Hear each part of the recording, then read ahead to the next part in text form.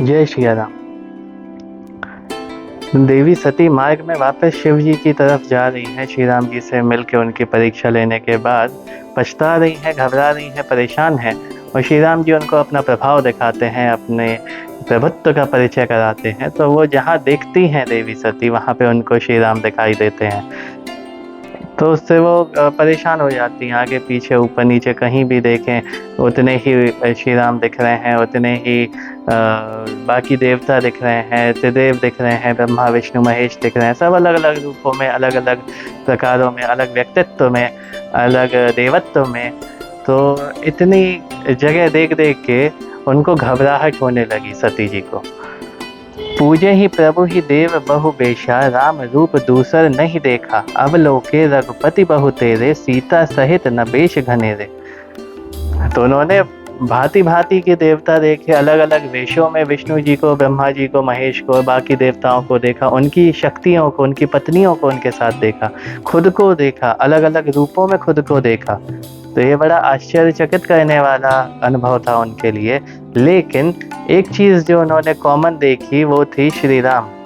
श्री राम का रूप दूसरा था ही नहीं। अब इसको हम कहते हैं कि सृष्टियाँ बदल जाएं, ब्रह्मांड बदल जाएं, आयाम बदल जाएं, लेकिन ईश्वरीय शक्ति जो ईश्वर है वो तो एक ही रहेगा। तो यही भगवान दिखाने की कोशिश कर रहे हैं कि हजारों करोड़ों सृष्टियाँ हैं, कितने ब्रह्मांड हैं, लेकिन स्वामी तो हम ही हैं। तो तुम परेशान क्यों हो रही?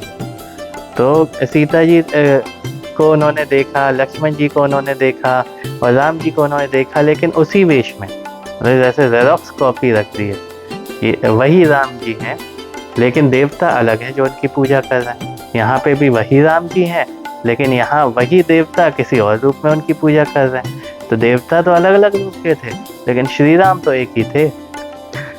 सोई रघुवर सोई लक्ष्मण सीता, देखी सती अति भई सभीता। हृदय कंप तन सुधि कछु नाही, नयन मोदि बैठी मग माही।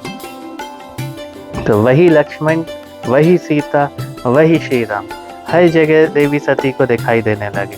और उसको देख के उनको डर लगने लगा, उनका हृदय कांपने लगा। उनको समझ में नहीं आया क्या करे। उनकी देह की सुध खो गई, मतलब उन्हें आभास ही नहीं है कि बॉडी में क्या हो रहा है, कहाँ खड़े हैं, कहाँ क्या जगह है, कुछ नहीं उनको समझ में आया।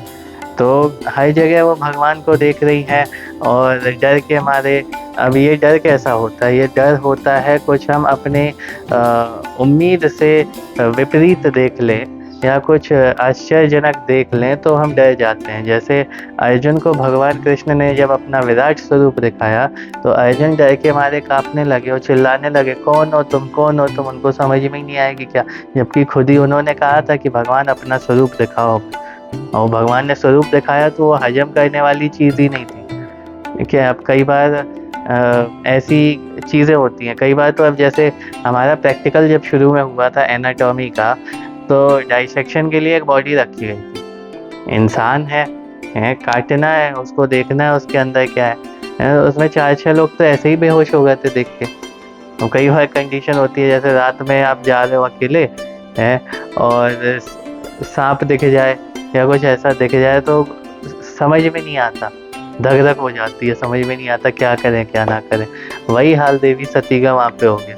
उनको नहीं समझ में आया भैया क्या करें यहाँ पे, और वहीं आंख बंद करके बैठ गई रास्ते पे।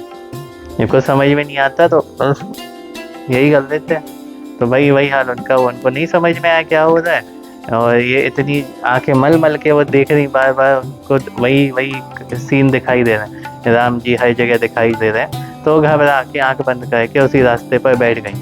उनको कोई होश ही नहीं कि उनकी शरीर की क्या स्थिति है, वो किस जगह पे है, क्या कर रही थी, कहाँ से आई थी, सब भूल गई, दिमाग बिल्कुल खाली।